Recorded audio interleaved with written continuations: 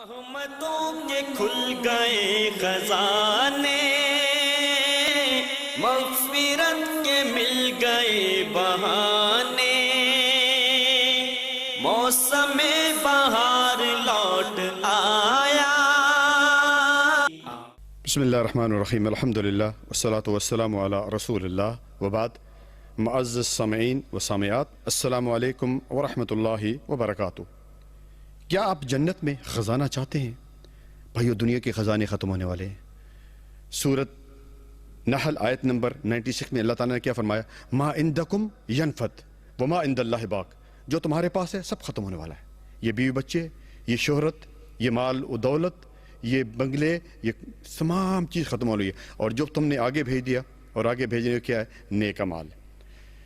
آئیے آپ کو ایک چھوٹا سا نسخہ بتاتا ہوں، یہ آپ پڑھتے رہیں اور جنت میں آپ کے لیے خزانے تیار ہوتے رہیں گے۔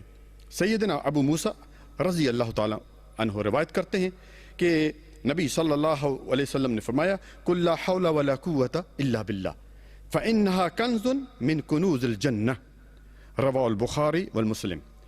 کہ نبی صلی اللہ علیہ وسلم نے فرمایا یہ کلمات یعنی لا حول ولا قوة الا باللہ یہ پڑھتے رہو اور جنت میں خزانے جو ہیں وہ تیار ہوتے رہیں گے۔ اسی طرح آپ صلی اللہ علیہ وسلم نے فرمایا کہ الا ادلک علی کنز من کنوز الجنہ، کیا میں تمہیں جنت کے خزانوں میں سے خزانہ نہ بتاؤں؟ قالوا بلا یا رسول اللہ، بتائیے اللہ کے رسول۔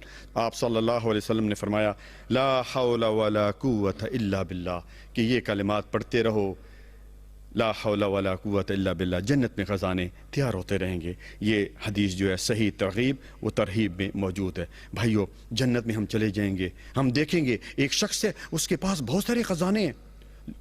اس سے پوچھا جائے گا، پوچھیں گے بھائی تمہارے پاس اتنے خزانے کہاں سے ہے؟ ہمارے پاس تو نہیں ہے۔ تو کہے گا میں دنیا میں یہ کلمات پڑھتا تھا، لا حول ولا قوة الا باللہ۔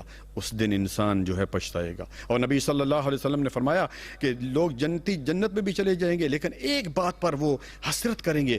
وہ کیا حسرت ہوگی؟ وہ حسرت وہ یہ ہوگی کہ جو ان کے لمحات اللہ تعالیٰ کے ذکر سے جو ہے بغیر اس دنیا میں گزرے ہیں۔ اللہ تعالیٰ سے دعا ہے کہ اللہ تعالیٰ ہمیں نیک اعمال کرنے کی توفیق عطا فرمائے۔ وجزاکم اللہ خیرا۔